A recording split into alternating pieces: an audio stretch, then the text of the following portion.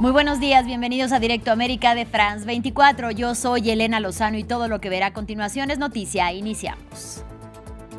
En el 17º día de multitudinarias protestas en Irán, tanto en contra como a favor de la revolución islámica y la crisis económica, organizaciones de derechos humanos han podido comprobar entre 700 y 2.571 muertes, aunque advierten que podrían superar las 6.000. Funcionarios iraníes hablan de 2.000 muertos. La Casa Blanca será escenario de una reunión entre el secretario de Estado estadounidense Marco Rubio y los ministros de Exteriores de Dinamarca y Groenlandia. El encuentro ocurriría mientras Donald Trump mantiene firmes sus deseos expansionistas sobre la isla ártica con una ubicación estratégica y rica en minerales y tierras raras. El gobierno encargado de Venezuela afirmó que desde diciembre ya fueron liberados cerca de 400 presos opositores y entre ellos ciudadanos estadounidenses. Sin embargo, es un número que contrasta con el de ONGs como Foro Penal, que aseguran que las liberaciones no superan las 56 de un total de 803 presos del chavismo. El presidente de Estados Unidos, Donald Trump, no renuncia a sus deseos expansionistas de anexionarse Groenlandia, mientras autoridades groenlandesas y danesas rechazan la presión de Washington y la OTAN, sin una postura clara, dice buscar preservar la seguridad del Ártico. ¿Qué importancia estratégica tiene esta región? Lo analizaremos en minutos con nuestro invitado del día.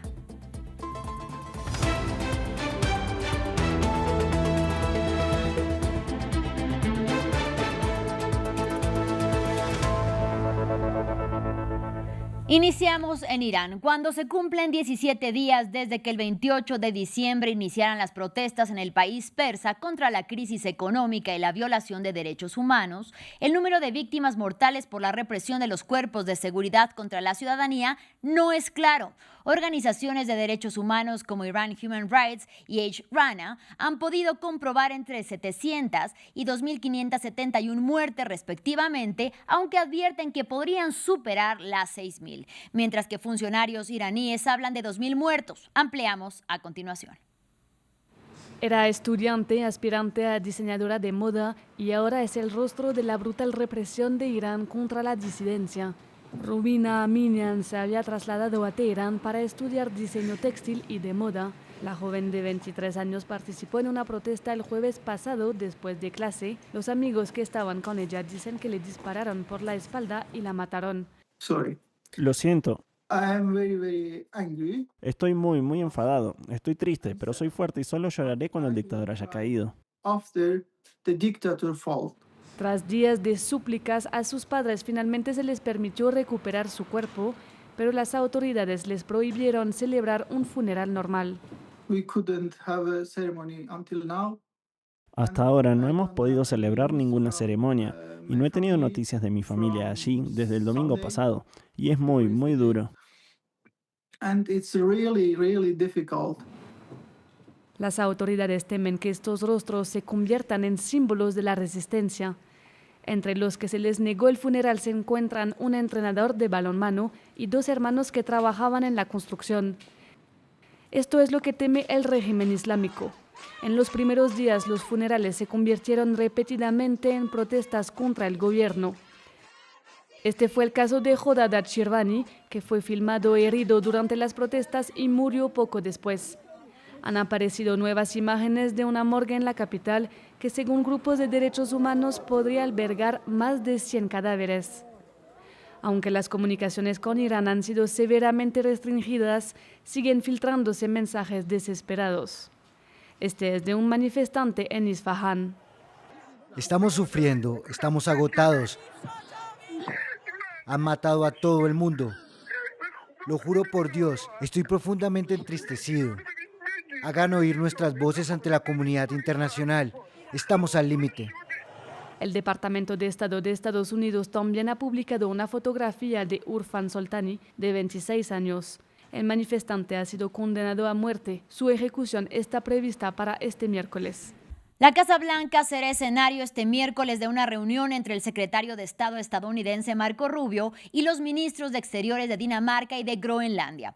El encuentro ocurrirá en momentos en los que Donald Trump mantiene firmes sus deseos expansionistas sobre la isla ártica con una ubicación estratégica y rica en minerales y tierras raras.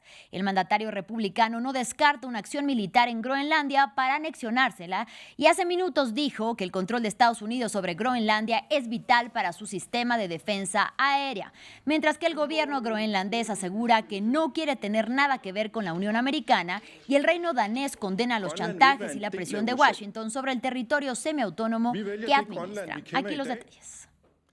Es un territorio que Donald Trump quiere apoderarse a toda costa, en nombre, según él, de la seguridad nacional.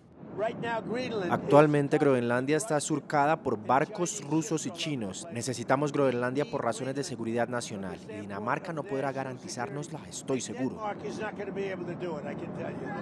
Sin embargo, Trump ya tiene la posibilidad de reforzar la presencia estadounidense allí, porque Estados Unidos tiene acceso militar garantizado a la isla desde hace 75 años. Su presencia en Groenlandia se remonta a la Segunda Guerra Mundial. En 1941, Washington obtuvo el derecho a construir bases militares para defender el territorio de posibles agresiones alemanas. Crearon la base de Pituffik, que sigue en actividad hoy en día. Luego, durante la Guerra Fría, Estados Unidos, aliado de Dinamarca en la OTAN, mantuvo su presencia en la isla. Se trata del Acuerdo de 1951. Este acuerdo define las zonas de defensa en las que Estados Unidos puede construir instalaciones y estacionar personal para proteger los lugares. Estados Unidos administra una decena de bases y despliega hasta 6.000 soldados. El objetivo, contrarrestar la amenaza soviética y, en particular, el riesgo de que un misil que se dirija a América del Norte sobrevuele la isla. Tras la caída de la Unión Soviética, la mayoría de las bases se cerraron, pero el acuerdo militar sigue en vigor. El texto se actualizó incluso en 2004. El gobierno local de Groenlandia se convirtió en signatario del acuerdo y Estados Unidos está obligado a consultar e informar a Dinamarca y Groenlandia sobre cualquier cambio significativo en sus operaciones en la isla. En la práctica, las autoridades locales siempre han satisfecho las peticiones estadounidenses. Estados Unidos afirma que necesita Groenlandia para su seguridad nacional, pero el acuerdo vigente, junto con la buena voluntad política que acompaña a su aplicación concreta, hacen que Estados Unidos probablemente podría obtener casi todo lo que necesita en Groenlandia con solo pedirlo educadamente. Por lo tanto, Estados Unidos podría simplemente aumentar el número de soldados en el lugar informando a su aliado, pero sin apoderarse de este territorio, vinculado a la corona danesa desde hace casi 300 años. En medio del aumento de las amenazas de Washington sobre Groenlandia, el gobierno de Emmanuel Macron anunció que Francia abrirá un consulado en la isla ártica. Según informó el ministro de Exteriores francés Jean-Noël Barrot, tendrá lugar el 6 de febrero y con ello el país galo busca estar más presente y dar un mensaje político sobre que Groenlandia no quiere ser gobernada ni adquirida por Estados Unidos. Escuchemos. Para un miembro de la OTAN, esta alianza de seguridad que durante casi 80 años ha unido a Norteamérica con Europa, atacar a otro miembro de la OTAN no tendría sentido.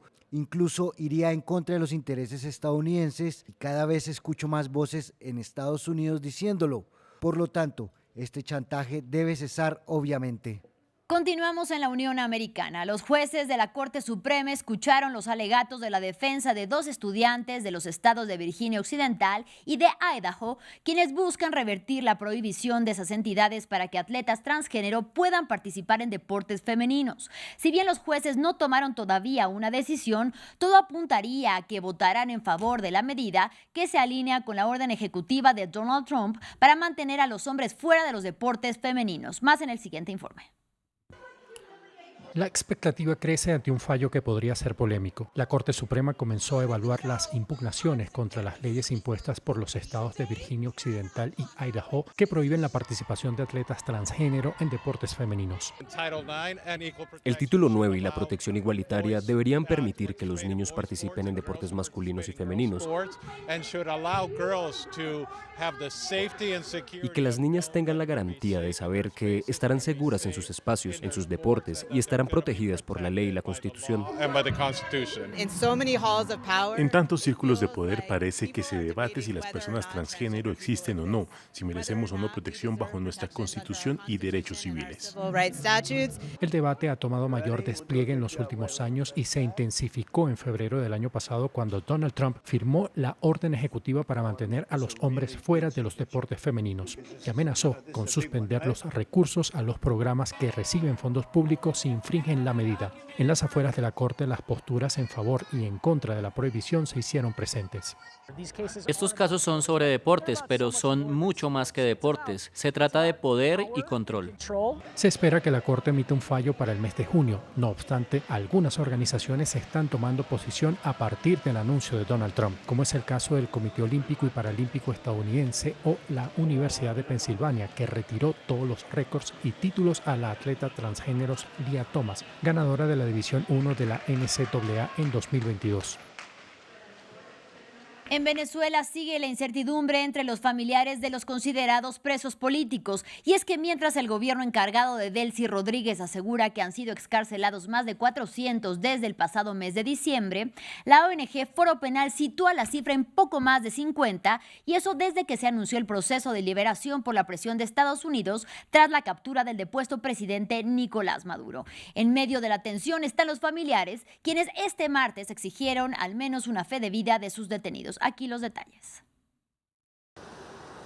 ¿Quién tiene la razón en Venezuela? La cifra sobre la cantidad de considerados presos políticos liberados ha provocado choques entre el gobierno y la ONG Foro Penal. Caracas asegura que desde el pasado mes de diciembre se han liberado cerca de 400 personas. Si usted quiere ver las listas, se las ponemos a la absoluta y total disposición y se acercan a 400 personas al día de hoy y van a continuar ocurriendo, no porque usted no los pida, sino porque ya lo había anunciado el gobierno bolivariano como un gesto unilateral. Pero la Plataforma Unitaria Democrática, que agrupa a los principales líderes de oposición, y la ONG Foro Penal desmienten al gobierno venezolano, asegurando que desde el anuncio se han liberado poco más de 50 personas. Desde el 8 de enero de 2026, momento en el que se anunciaron las excarcelaciones masivas por parte del presidente de la Asamblea Nacional, solo hemos podido confirmar 56 excarcelaciones de presos políticos. En medio de la angustia y la incertidumbre, muchos de los familiares piden ver a sus detenidos y exigen una fe de vida. Exigimos que nos dejen ver a nuestros familiares, que nos dejen visitarlos, que nos dejen pasarles los medicamentos a quienes los necesitan. Y pedimos que de verdad, en el nombre de Cristo, nos den fe de vida de nuestros familiares. Extraoficialmente se cuentan más de 1.000 los considerados presos políticos detenidos, entre ellos algunos extranjeros. Este martes el Departamento de Estado informó sobre la liberación de varios estadounidenses. Y en más información de la región latinoamericana, el Banco Interamericano de Desarrollo, el BID, comprometió un paquete financiero por $4.500 millones para Bolivia que se distribuirán entre préstamos de inversión. El gobierno de Rodrigo Paz se enfrenta al escrutinio ciudadano por la reciente eliminación a los subsidios de los combustibles mientras trata de enderezar una maltrecha economía. Daniela Blandón con los detalles. Una camiseta de la selección boliviana como regalo para amenizar un anuncio que cae como música para los oídos en un país escaso de reservas. Estamos construyendo un paquete de hasta 4.500 millones para el periodo 2026-2028. Es casi 6 veces más que el periodo anterior. Y que marca el regreso del Banco Interamericano de Desarrollo al país sudamericano tras 15 años de ausencia mientras gobernó la izquierda. Hace unos meses atrás, Bolivia cerró una etapa de 20 años de una historia política, de una visión de entender a la institucionalidad como un instrumento no de desarrollo, sino como un instrumento político. Y nosotros, hace pocos meses atrás, como bolivianos, definimos, aquí se acaba ese ciclo. Se espera que casi la mitad de los recursos comprometidos llegue este mismo año, con lo que se busca activar la estabilización económica en sectores como la minería, la agroindustria y el turismo. La crisis económica en Bolivia está marcada por una inflación que cerró 2025 en el 20,4% acumulado anual, una de las más altas de América Latina. también por una escasez que se alimenta de la otra, la de dólares, que se agravó en 2023, y la de combustibles, que se volvió crónica, y que el ejecutivo de Rodrigo Paz quiere atacar con una muy impopular eliminación de subvenciones presentes desde hace años. Ahora vamos a Asia. Al menos 31 personas perdieron la vida y más de 60 resultaron heridas en el país después de que una grúa cayera sobre un tren de pasajeros en Tailandia. Dicha grúa aplastó el tren que cubría la ruta entre Bangkok y el noreste del país, provocando esta tragedia. Según autoridades tailandesas, unas 5 personas podrían continuar atrapadas entre los vagones del tren. Este accidente se produjo cuando la grúa trabajaba en la construcción de un proyecto ferroviario de alta velocidad entre la capital tailandesa y la ciudad china de Kunming. Es momento de nuestro invitado del día. Las amenazas del presidente de Estados Unidos, Donald Trump, de anexionarse Groenlandia pusieron en duda el futuro de la isla semiautónoma administrada por Dinamarca. El mandatario estadounidense ha dicho no descartar utilizar su fuerza militar para hacer realidad sus deseos expansionistas, mientras que autoridades groenlandesas se oponen y rechazan la presión de Washington ante este escenario. Y la OTAN, de la cual es miembro la Unión Americana y Dinamarca, no se ha pronunciado en contra de los dichos de la Casa Blanca y se ha limitado a decir que se debe de garantizar la seguridad del Ártico. Y para hablar sobre el tema, saludo con mucho gusto a Abdiel Hernández Mendoza, quien es especialista en geopolítica, miembro del Observatorio Universitario de Negocios Internacionales de la UNAM y colaborador del Grupo de Estudios sobre Eurasia y profesor investigador de la Escuela Nacional de Estudios Superiores, Unidad Juriquilla de la UNAM. Bienvenido y gracias por la comunicación. Hola Elena Lozano, un gusto estar contigo.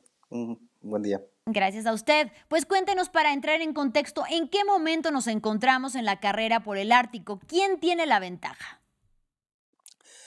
Bueno, la carrera por el Ártico habrá que comprenderla en un escenario muy amplio de revolución digital, en donde se necesitan energéticos y recursos críticos estratégicos que han sido definidos precisamente por Estados Unidos, por su gobierno, como aquellos necesarios precisamente para garantizar o la transición energética o en su momento, bueno, este liderazgo de innovación y de tecnología, el neodimio, el manganeso, el tuxteno, entre otros recursos críticos estratégicos, y las tierras raras se encuentran en ello.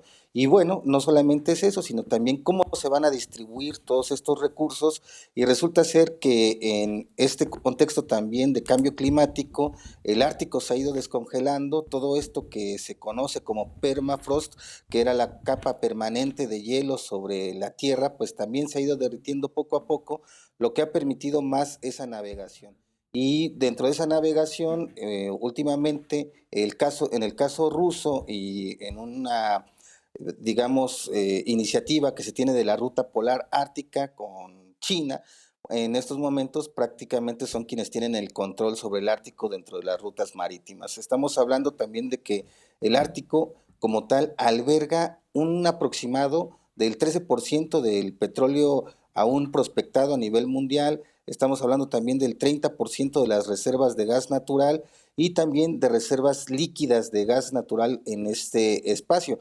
Quienes tienen esta posibilidad de acceso precisamente son principalmente los rusos, quienes tienen más de 40 rompehielos, entre ellos rompehielos nucleares también, que les permiten prácticamente controlar toda la ruta del Ártico, aparte de que hay algunos, digamos, acuerdos estratégicos y proyectos muy importantes respecto a cuestiones energéticas como el Yamal.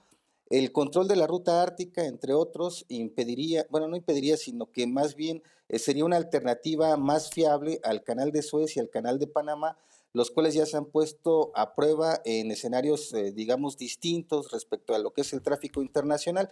En el caso de Panamá, por ejemplo, con la cuestión de las sequías, y en el caso de Suez, cuando seguramente recordaremos en el periodo de la pandemia, el buque Evergreen quedó varado y prácticamente puso en vilo el comercio internacional en uno de los choke points más importantes del mundo.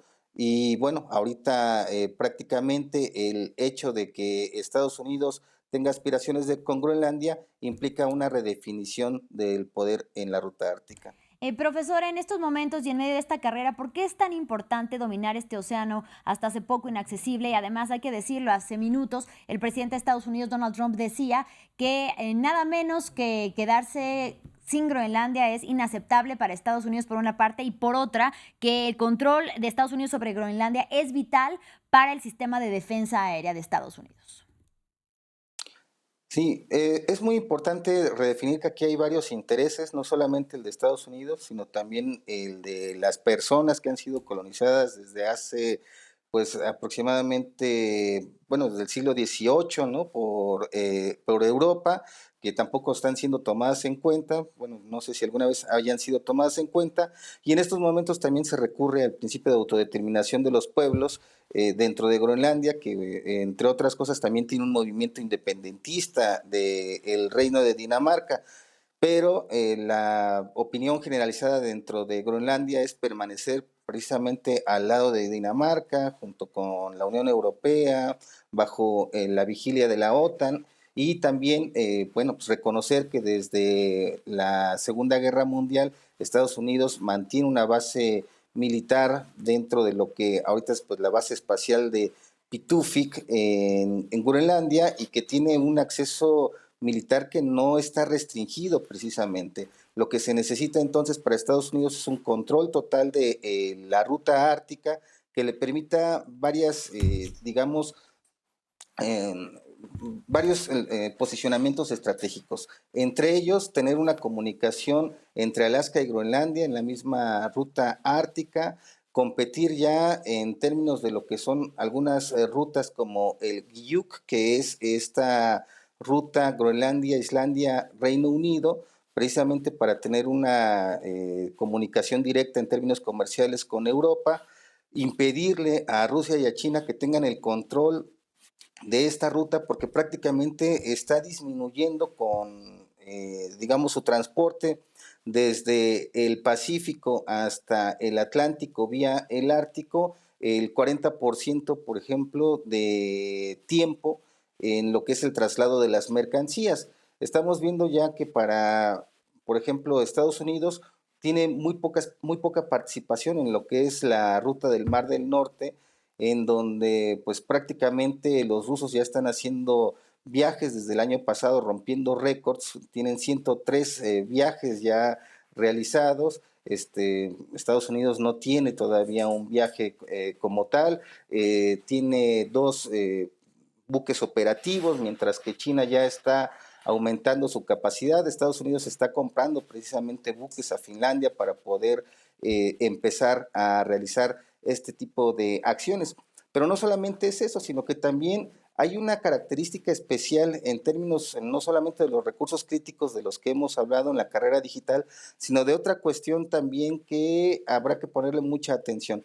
El Ártico es una zona también muy importante, por ejemplo, para albergar centros de datos. De hecho, ya hay proyectos en circulación que están ahorita funcionando, como el Microsoft N-Scale en Narvik, en Noruega, y un proyecto de Google en Finlandia, que pues debido a las características climáticas pueden aprovecharse del enfriamiento natural para los centros de datos, sí, pero también de fuentes alternas de energía. La otra cuestión también en términos militares es que el Ártico es una zona de pruebas hipersónicas, de submarinos nucleares que están siendo liderados por Rusia, incluso de cierto tipo de vestimenta militar sofisticada para poder resistir estas calamidades climáticas en las que se encuentra de alguna manera en algún momento las operaciones militares. ¿Y qué decir acerca, cuál es su análisis sobre la respuesta o sobre el actuar de la OTAN frente a las amenazas de la Casa Blanca?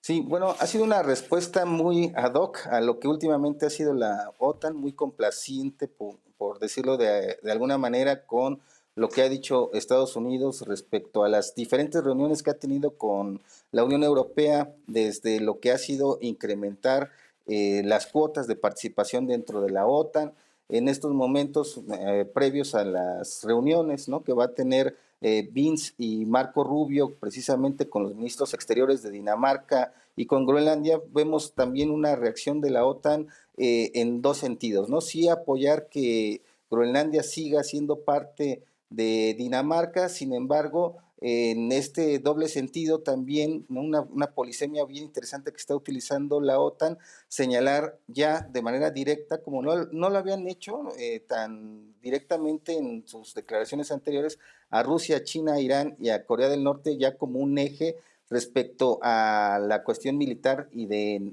enemistad que ya están teniendo en estos momentos como alianza. En ese sentido, bueno, lo que estamos viendo también es que por parte de Estados Unidos hay una presión diplomática que va a llevar a algo que, pues digamos, ya prácticamente lo tiene garantizado, que es el control militar de Groenlandia a través de su base militar. Sin embargo, ahorita lo que pretende Donald Trump, y no solamente es con Groenlandia, es tener un stock de recursos críticos estratégicos en diferentes partes de América, un poquito impulsado también por su corolario Trump de su nueva estrategia de seguridad nacional. Finalmente, profesor, preguntarle si más allá del futuro de Groenlandia, el futuro de la OTAN podría tomar otro rumbo mientras ocurre esta disputa entre dos de sus países miembros, es decir, Dinamarca y Estados Unidos. Sí, fíjense, esta es una pregunta muy importante porque ya desde Groenlandia se está advirtiendo que de permitir que Estados Unidos entre en Groenlandia prácticamente de facto es la eliminación de la OTAN, porque también la OTAN no previno qué es lo que sucedería cuando uno de sus aliados atacara a otro de sus aliados.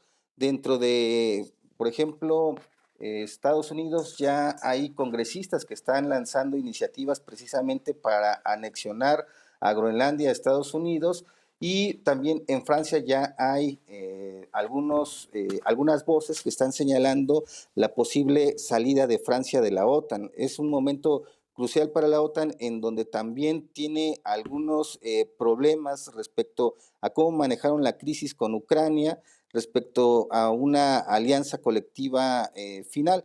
Me parece que sí son tiempos muy importantes para redefinir las alianzas en Europa, porque otro de los elementos que están configurando ahorita es cómo tener una interlocución con Rusia a partir, no hay una de las propuestas, el presidente de Finlandia, si no me equivoco, que sea el interlocutor con Vladimir Putin para ello, que está siendo también impulsado por Meloni desde Italia. Entonces, la OTAN, digamos, en estos momentos está en un riesgo precisamente, pues cediendo, ¿no?, a los intereses de Estados Unidos precisamente.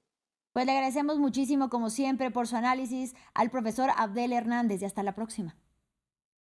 Hasta luego, un gusto, Elena. Para nosotros también. Regresamos en breve, vamos a una pausa, pero tenemos más información aquí en France 24. No se vayan.